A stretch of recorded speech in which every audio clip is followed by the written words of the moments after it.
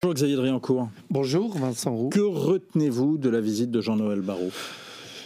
Je viens d'écouter la déclaration du ministre et j'ai lu le communiqué publié par le Quai d'Orsay.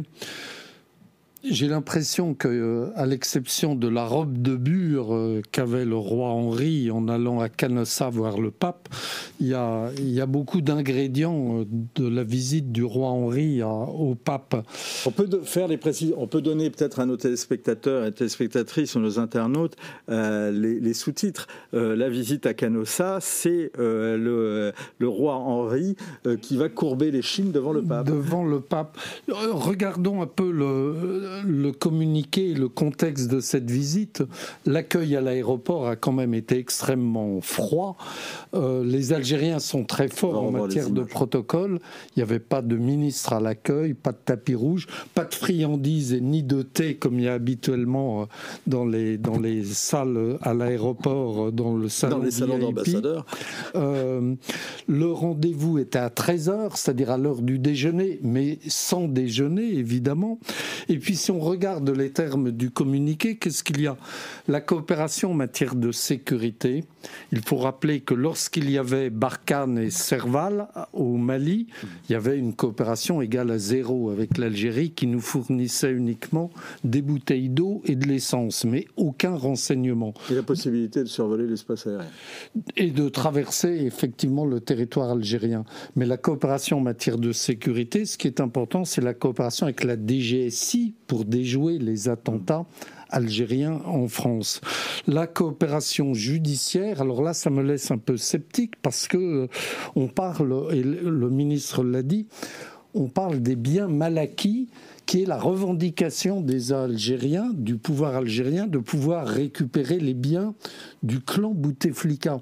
Mais on oublie de dire que tous les dignitaires algériens qui ont des biens en France, que ce soit le président du Sénat, le chef d'état-major, etc., ils sont logés à la même enseigne, mais eux, on ne va pas y toucher. Et il y a dans ces biens mal acquis, ou dans les propriétaires de ces biens mal acquis, il y a des franco-algériens, dont d'ailleurs la France ne s'occupe pas, qui sont en prison depuis 6 ou 7 ans. Par exemple, il y a une personne, un Français, qui avait racheté l'appartement de Nicolas Sarkozy sur l'île de la Jatte, qui est emprisonné depuis 7 ans en Algérie, dont on ne s'occupe d'ailleurs pas. Et on voudrait récupérer... En plus de Boualem Sansal, il y a un autre Français, un autre ressortissant français, qui est emprisonné depuis 7 ans. Exactement. Et on voudrait... Pour quel motif ? Pardon ? Pour quel motif ? Parce qu'il s'était enrichi sous l'ère Bouteflika, mais comme tous les dignitaires algériens. Et puis, donc la coopération judiciaire, je note qu'on va autoriser les magistrats algériens à venir en France consulter les dossiers, alors qu'il faut le rappeler, Maître Zimret n'a pas pu aller en Algérie pour défendre Boualem Sansal. Alors, précisément, on va revenir sur tous ces dossiers-là, merci. Et puis, la question des mobilités. Oui, la question de mobilité, donc on voit la question de l'immigration. Juste un point, vous parliez de François Zimret, l'avocat de Boualem Sansal. Est-ce que vous, qui êtes au sein du comité de soutien, qui faites partie du comité de soutien à Boualem Sansal, avez eu des retours sur le sort de notre compatriote, sachant effectivement que Jean-Noël Barrot a appelé à des mesures d'humanité pour l'écrivain? Non, aucune information autre que celle qui a été donnée par le ministre. Qu'est-ce que vous en déduisez pour son sort ? J'en déduis que les Algériens, très forts comme ils sont, vont monnayer la libération de Boualem Sansal et vont la monnayer au prix fort. Quels peuvent être les termes de l'échange ?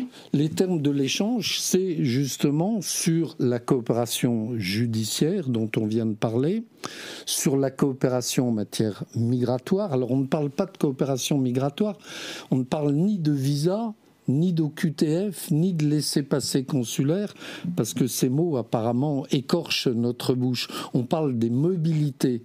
Et le ministre a dit qu'on va actualiser les accords. Qu'est-ce que ça veut dire, actualiser les accords, alors qu'il faut, en réalité, on l'a déjà dit, supprimer ou dénoncer l'accord de 68, l'accord sur les passeports diplomatiques. Ce matin, notre confrère Vincent Hervouet sur Europe 1 disait que la remise en cause des accords de 1968 semblait complètement passée aux oubliettes après cette visite. Oui, c'est complètement... Ça n'est plus à l'ordre du jour, effectivement. C'est pour ça que je dis on va payer au prix fort la libération, s'il y a libération de Boualem Sansal. Je vous pose la question, quels peuvent être les termes de l'échange, puisque les Algériens, le régime algérien demande aujourd'hui que leur soit extradé et livré un ancien ministre qu'ils veulent poursuivre, et surtout une vieille revendication qui est celle d'extrader, ou en tout cas de renvoyer les responsables du gouvernement kabyle en exil et du mouvement d'autonomie kabyle, le fameux MAK. Est-ce que vous pensez que Paris pourrait tenter de céder à ces demandes ? Je ne l'exclus pas complètement. À ce point-là ? Je ne l'exclus pas complètement. Si c'est le prix à payer pour un rabibochage avec l'Algérie, je pense qu'on va payer le prix fort. Je ne l'exclus pas complètement, mais je n'en sais rien. Peut-être qu'on va résister, mais que les magistrats algériens puissent venir en France consulter les dossiers auprès du parquet financier. Le ministre en question, M. Bouchouareb, il était ministre avec Tebboune dans les gouvernements de Bouteflika. Donc voilà, tout ça, c'est un peu des règlements de compte au sein des clans algériens. Et je crains encore une fois qu'on ait à payer très cher. D'ailleurs, c'est une question à laquelle qu'on pose peu, mais il y a un certain nombre de rivalités à l'intérieur du régime algérien. Ce n'est pas un régime monolithique. Oui. Quelles sont les différentes tendances et quelle est la tendance qui est en train de l'emporter ? Je pense que les Algériens, globalement, sont en train de l'emporter vis-à-vis de nous. Je crois qu'on commence à sentir les choses. Et à l'intérieur du système, j'ai l'impression que Tebboune, quand même, le président algérien, a réussi à ressouder autour de lui l'opinion publique algérienne. Il ne faut pas oublier les motifs de politique intérieure algérien et un certain nationalisme finit toujours par payer. À vous suivre, finalement, quelle est la méthode qui a le mieux marché ? Est-ce que ça a été la méthode forte de Bruno Retailleau et François Bayrou ou la méthode douce de Jean-Noël Barrot et d'Emmanuel Macron ? On a choisi la méthode douce. Et je note que dans le communiqué, il n'y a rien, on ne mentionne pas M. Retailleau ni le ministère de l'Intérieur. Donc qui va s'occuper, qui va traiter des questions de mobilité, entre guillemets, c'est-à-dire d'immigration, si on n'autorise pas M. Retailleau à se rendre à Alger ? Est-ce que les autorités françaises ne se sont pas trop précipitées en Algérie ? À partir La semaine dernière, vous disiez que ce voyage, finalement, c'était pas une mauvaise chose en soi. Oui, je pense qu'il fallait reprendre langue de toute façon avec l'Algérie, mais pas forcément en ces termes. Il y a eu la déclaration... Vous avez été étonné ? Il y a eu la déclaration du président de la République la semaine dernière et on se précipite à Alger la semaine suivante. On se précipite à Alger et on a cette déclaration. Est-ce que vous avez été étonné par les déclarations, les termes de la déclaration et les termes du communiqué du Quai d'Orsay ? Oui, j'ai été étonné parce qu'encore une fois, c'est de la belle langue diplomatique comme on sait le faire. Ah ben ça, une langue diplomatique, vous connaissez parce que vous avez été un praticien. Je m'y connais. Mais oui. Est-ce que derrière... Je ne l'ai pas toujours pratiqué. Non, en particulier pas ces dernières années. Mais justement, est-ce que, au regard de la séquence déclaration de Macron, divergence avec Retailleau et Bayrou, décision quasi immédiate de se rendre à Alger, est-ce que les termes utilisés par Jean-Noël Barrot et les concessions qu'il faut y lire, ainsi que les termes du communiqué du Quai d'Orsay, sont si étonnantes ? Non, c'est pas du tout étonnant. Ça s'inscrit dans une ligne qui a été définie par l'Élysée et qui est manifestement une ligne douce vis-à-vis de l'Algérie, nous avons renoncé du côté français à jouer les muscles. Alors, il y a un autre point, c'est celui qui est à l'origine de cette crise récente avec Alger, qui est le contentieux autour de la question du Sahara occidental, donc territoire, je le rappelle, du sud du Maroc. L'Algérie soutient l'indépendance du Sahara occidental et le Maroc revendique depuis toujours l'appartenance de ce territoire, ce que la France lui a reconnu cet été, ce qui est à l'origine de cette crise. Ce sujet-là, visiblement, a été longuement, je cite le communiqué, abordé. Mais qu'est-ce qu'on en déduit? Qu'est-ce qui a pu se dire? Et quelle va être la suite? Je pense que effectivement le sujet a été abordé. Je pense également que du côté algérien, on sait parfaitement qu'on ne fera pas bouger la France maintenant sur ce dossier-là. Il y a juste dans la déclaration de la semaine dernière, le communiqué conjoint franco-algérien publié par l'Élysée et le palais El Mouradia à Alger, une référence aux principes de l'ONU. Les principes de l'ONU, et l'ONU n'a pas reconnu la marocanité du Sahara occidental. Donc c'est très ambigu. C'est comme sur la coopération judiciaire ou la coopération en matière de mobilité. Il y a le paquet, mais on ne sait pas ce qu'il y a dedans. Alors il y a beaucoup d'ambiguïté, on ne sait pas trop ce qu'il y a dedans. Vous craignez le pire, mais est-ce que finalement Paris ne gagne pas du temps ? C'est possible qu'on gagne du temps, mais pendant ce temps-là, Boualem Sansal est toujours en prison.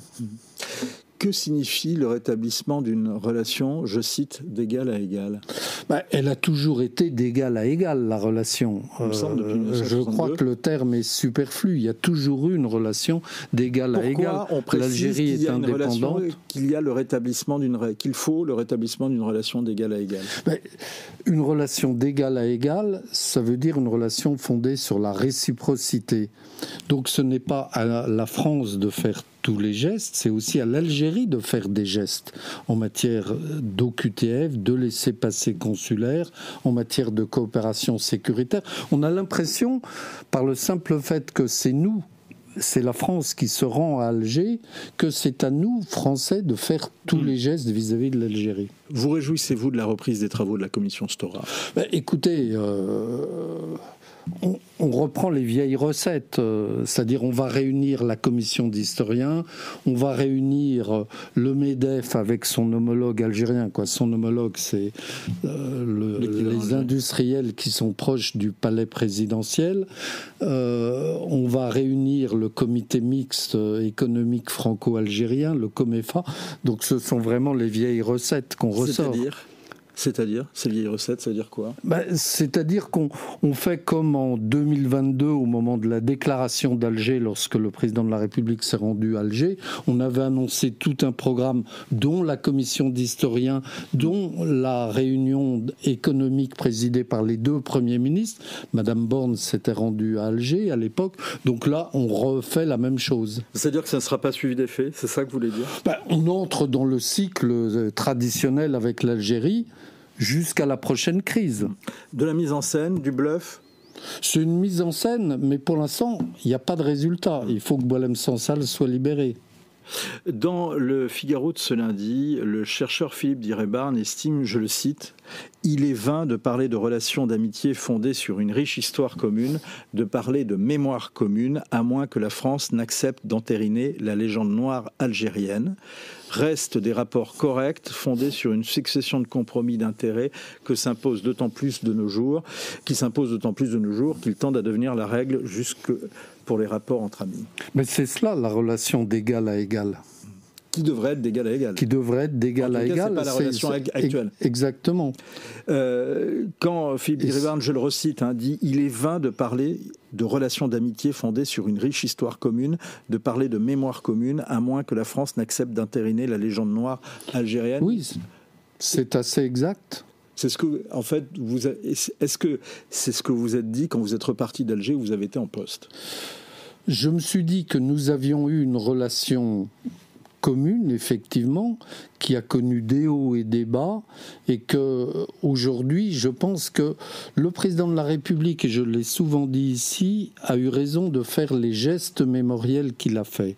Mais encore une fois, on ne peut pas réduire notre diplomatie à une dimension mémorielle.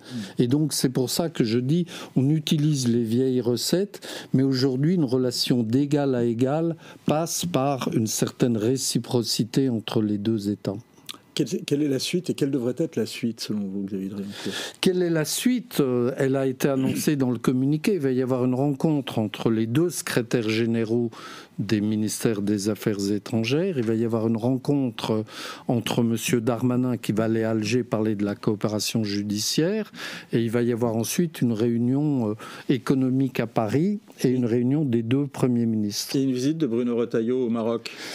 Monsieur Retailleau va cette semaine, je crois, au Maroc, ou la semaine prochaine. Les Algériens vont observer de très près ce qu'il va dire et ce qu'il va faire. Alors, on décryptera sans doute ça avec vous. Merci beaucoup, Xavier Driancourt. Je précise votre dernier livre, L'énigme algérienne, c'est aux éditions de l'Observatoire. Et le prochain à paraître dans les prochaines semaines. France-Algérie, le double aveuglement. Et ce sera toujours aux éditions de l'Observatoire.